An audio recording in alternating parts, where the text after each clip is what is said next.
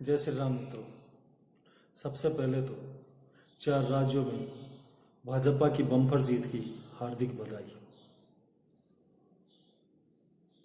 5 राज्यों के चुनाव में जहां भाजपा ने अपने 4 राज्यों में वापसी की, वहीं कांग्रेस ने अपना इकलौता राज्य पंजाब भी खो दिया।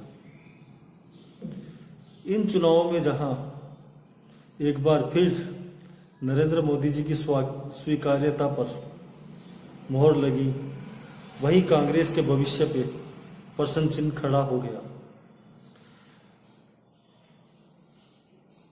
उत्तर प्रदेश के 403 सीटों में 2 सीटें जो कांग्रेस ने जीती हैं उन्हें हटा दें तो 401 सीटों पर कांग्रेस का मुकाबला नोटा और ओवैसी की पार्टी से रहा। कांग्रेस इस तरह रसातल पे जा रही है, उसके बावजूद उनका इकोसिस्टम इस चीज को स्वीकार करने के लिए तैयार नहीं है।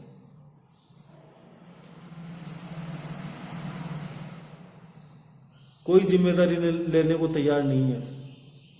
2 सीटें जीती हैं, वो उम्मीदवारों ने अपने दम पे जीती है, वहां पार्टी का कोई रोल नहीं है। 401 सीटों पे जमानत बसाना भी मुश्किल रहा। 1-2 सीटें तो देखी 500 से नीचे वोट मिले, बाकी और मैंने चेक नहीं की। जो 1-2 सीटें देखी उसकी बात कर रहा हूं मैं। इसी चुनाव में मीडिया की प्रासंगिकता पे भी सवाल तो खड़े हुए हैं। उत्तर प्रदेश में जहां हमारे जैसे लोग यहां बैठ के सोशल मीडिया सर्वे के अनुसार, और बहुत से लोग यूट्यूब पत्रकार वगैरह या राजनीतिक विश्लेषक, बहुत से लोग कह रहे थे हमारे जैसे कि एक तरफा चुनाव है, उत्तर प्रदेश में मोदी योगी चल रहा है। लेकिन मेन स्ट्रीम मीडिया, अधिकतर मीडिया और पत्रकार ये मानने को तैयार नहीं थे कि यह मुकाबला एक तरफा है। हर कोई इसे कड़ी टक्कर के रूप में देख रहा था। अंतिम समय तक कड़ी टक्कर की वकालत कर रहे थे। एक माहौल बताने वाले पत्रकार हैं जो रोज सुबह उठ के क्षेत्र में घूम रहे थे, गांव-गांव जाते थे और माहौल बताते थे। चुनाव से पहले जब उनसे उनका आकलन पूछा गया तो आकलन पूछने वाला भी बहुत बड़े मोदी फैन है। मतलब मोदी फैन का मतलब आप समझ गए कि रात दिन मोदी जी को गालियां देने वाले ही हैं। और माहौल बताने वाले पत्रकार का आकलन था 180 से 185 बीजेपी, यानी उनका कहना था कि भाजपा अपने दम पे सरकार नहीं बना पाएगी, इस सरकार बनाने के लिए किसी और की मदद चाहिएगी और इतना ही सपा को मिलेगी। 180 से 185 यानी बिल्कुल बराबर का मुकाबला बता रहे थे। तो मैंने उन्हें चैलेंज किया कि भाजपा अपने दम पे 250 पार करेगी, और नतीजा आपके सामने है। 255 सीट भाजपा ने अकेले दम पे जीती है। हालांकि सर्वे के मुताबिक, जो मैंने सोशल मीडिया सर्वे के मुताबिक आपको आकलन दिया था, उसमें मैंने भाजपा की 240 शॉर्ट सीट बताई थी कि 240 तो कंफर्म भाजपा जीत रही है, इसलिए सरकार वापसी का तो कोई संदेह नहीं है कि सरकार वापसी नहीं आ रही है। साथ में मैंने ये भी कहा था कि एक तरफा भाजपा की लहर परिणामों में नजर आएगी। कोई किसी तरह का मतलब मुकाबला नजर नहीं आएगा। चुनाव पूरी तरह से 80-20 के फार्मूले पे ही हो रहा है। जैसे भाजपा आपसे पहले 80% सीटें जीतती आई है, हाँ 2-4%, 5-10% तक कम हो सकती हैं। उसका कारण सीधा है कि 5 साल की सत्ता के बाद कुछ एंटी इनकम्बेंसी होती है, कुछ उम्मीदवारों की एंटी इनकम्बेंसी होती है। और ये हमें भी पता था, ये कन्फर्म था कि बहुत से उम्मीदवारों के खिलाफ एंटी इनकम्बेंसी थी और वो नजर भी आई है परिणामों में। बाकी सरकार के खिलाफ कोई एंटी इनकम्बेंसी नहीं थी, न केंद्र सरकार के खिलाफ थी न राज्य सरकार के खिलाफ थी। एंटी इनकम्बेंसी अगर थी तो वहां के लोकल उम्मीदवारों के खिलाफ थी। मैंने आपको बताया भी था कि 60 सीटें ऐसी हैं जहां पे बीजेपी और सपा के सीधा मुकाबला है, जिनमें 15 सीटें ऐसी हैं जिनके ऊपर त्रिकोणीय मुकाबला है। अगर हम देखें तो करीब 32 सीटें ऐसी हैं जो बीजेपी ने नजदीकी अंतर से जीती है, और वहीं करीब 24-25 सीटें ऐसी हैं जो बीजेपी नजदीकी अंतर से हारी है। कुछ सीटों की अगर हम चर्चा करें तो उनमें आपको जैसे चांदपुर सीट बीजेपी 234 वोटों से हारी है, रामनगर 261 वोटों से, एक ये है इसोली सीट 269 वोटों से, डीबियापुर 478 वोटों से हारी है, ये डुमरियागंज 771 वोटों से हारी है, जसराना 836 वोटों से बीजेपी हारी है, इटावा ऐसे है 1662। और वहीं अगर हम जीतने की बात करें तो धामपुर सीट बीजेपी 203 वोटों से जीती है, कुर्सी 217 वोटों से, नटहार 257 वोटों से, बिलासपुर 307 वोटों से, बड़ौद 315, नकुड़ 315, कटरा 403, सागंज 719, मुरादाबाद नगर 782, सुल्तानपुर 1009, मनिकपुर 1048,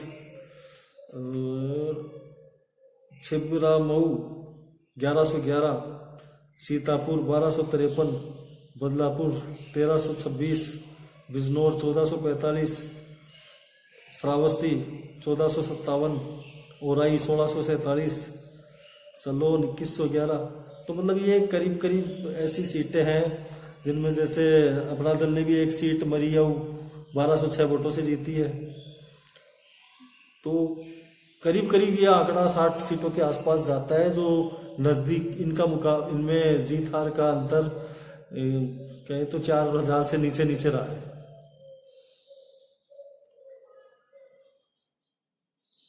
और इसमें वही चीज सामने आई है कि अगर भाजपा 50% इन 60 सीटों में से जीतती है तो मेरा आकलन था 270 से 280 सीट बीजेपी जीतेगी, और अगर ये पूरी सीटें बीजेपी जीतती है तो बीजेपी पुराने आंकड़े 300 पार पहुंच जाएगी। लेकिन वही रहा कि जैसे 60 सीटों में से करीब 32 सीटें बीजेपी ने जीती है और 273 पहुंची है। तो अगर देखा जाए तो कन्फर्म सीट हम कहें तो वही 240 सीट आती है, 240 या 41 मान लो आप, 32 सीटें नजदीकी मुकाबले की है तो 241 सीट कन्फर्म जीत की का जो आंकड़ा है वही आएगा।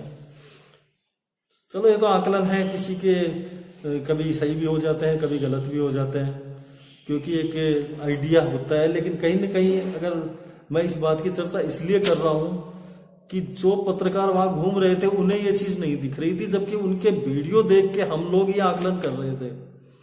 सोशल मीडिया में कैंडिडेट्स के अकाउंट्स, पार्टियों के अकाउंट्स, मीडिया के डिबेट्स में जो आ रहे कमेंट्स, इन चीजों से, हम अकाउंट्स पे आ रहे कमेंट से और लोगों की प्रतिक्रिया से इस बात का अंदाजा, अगर हमारा इतना सटीक हो सकता है कि हमें एक तरफा लहर नजर आ रही है, तो जो लोग उत्तर प्रदेश में घूम रहे थे उन पत्रकारों को क्यों नजर नहीं आई?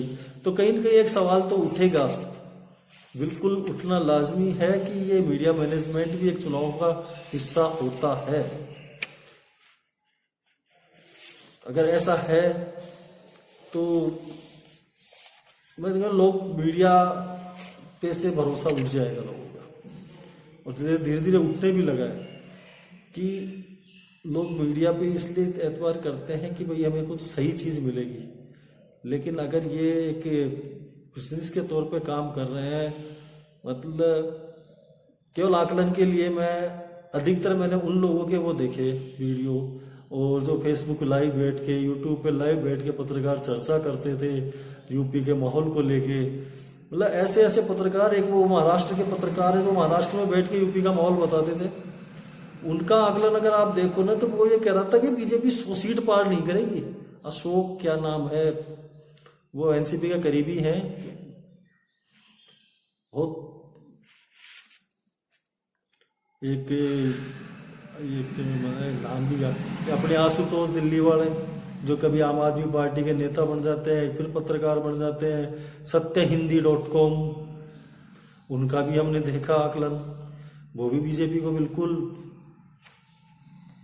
योगी तो गया ताजू या क्यों गया, उनसे अगर ये पूछे क्यों गया तो उनके पास कोई जवाब नहीं, वो केवल जातीय आंकड़े। हाँ ठीक है, आप उत्तर प्रदेश में अगर चुनाव है तो जातीय आंकड़ों को नजरअंदाज नहीं कर सकते, मानते हैं, लेकिन आप उसको सिर्फ एक दृष्टि से देखें, ये कहाँ तक उचित है। भाई जातीय सोशल इंजीनियरिंग अगर उसने सामने वाली पार्टी ने की है तो इधर क्या सोशल इंजीनियरिंग नहीं थी। अगर राजभर गया है तो 2019 से ही इन्होंने संजय निषाद को साथ ले लिया था। राजभर ने भाजपा के साथ रह के 6 लाख वोट लिए थे, अकेला संजय निषाद ने 2017 के चुनाव में अकेले लड़कर 5 लाख से ऊपर वोट लिए थे। तो कहीं न कहीं अकेले लड़कर 5 लाख वोट लेने वाला व्यक्ति, यानी कि वो वोट उसका खुद का था, तो वो इधर भी तो प्लस हो रहा है। अगर आप 2017 से आप 2022 का आकलन कर रहे हो, तो अगर राजभर के जाने से आप सीटें कम करते हो तो आप संजय निषाद को जोड़ने की सीटें प्लस नहीं करोगे।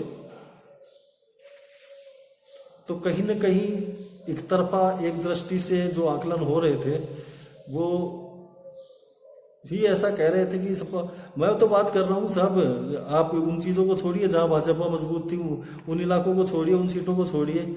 आप बात कर रहे थे जिन सीटों की, जिन इलाकों के अंदर आप सपा गठबंधन को मजबूत बता रहे थे कि यहाँ तो बीजेपी का कोई खाता भी नहीं खुलेगा, वहां पे बीजेपी जीत के आ रही है, सपा से ज्यादा सीट ले रही है, गठबंधन से ज्यादा सीट बीजेपी ले रही है। जिस जगह आप ये कह रहे थे यहाँ तो बीजेपी को मतलब ही नहीं है, कोई 1-2 सीट गलती से मिल जाए तो मिल जाए, नहीं कोई मतलब ही नहीं है, वहां पे बीजेपी आपके आकलन को बिल्कुल एक तरह से डिस्ट्रॉय करके जीत के आ रही है।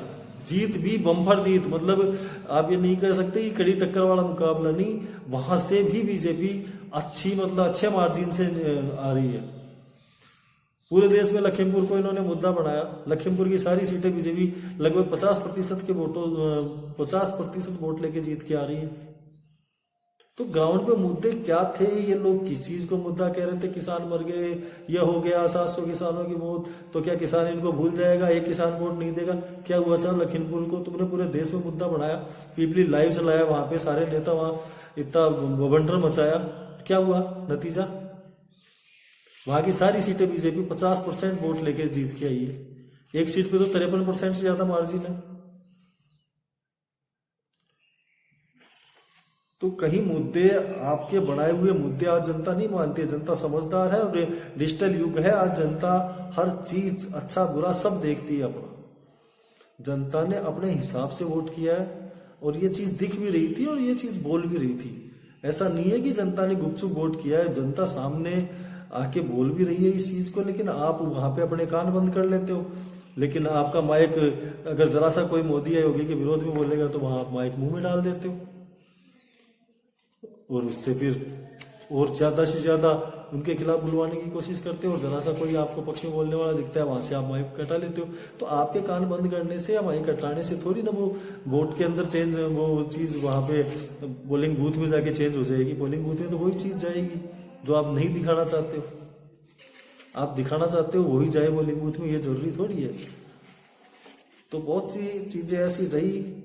आप सभी के धन्यवाद, मतलब आप सभी के आशीर्वाद से, आप सभी के साथ से, और विशेष धन्यवाद उन पत्रकारों को भी जो ग्राउंड पे घूम रहे थे, उन्हीं की रिपोर्टिंग, उन्हीं के उस पर हमने एक आइडिया जो आकलन किया बिल्कुल सही रहा, और भविष्य में भी कोशिश करेंगे आगामी चुनावों में भी हम इस तरह का आकलन करते रहें। आप सभी हमारे साथ जुड़े, बात सुनी, उसके लिए आपका आभार। जय हिंद, जय भारत।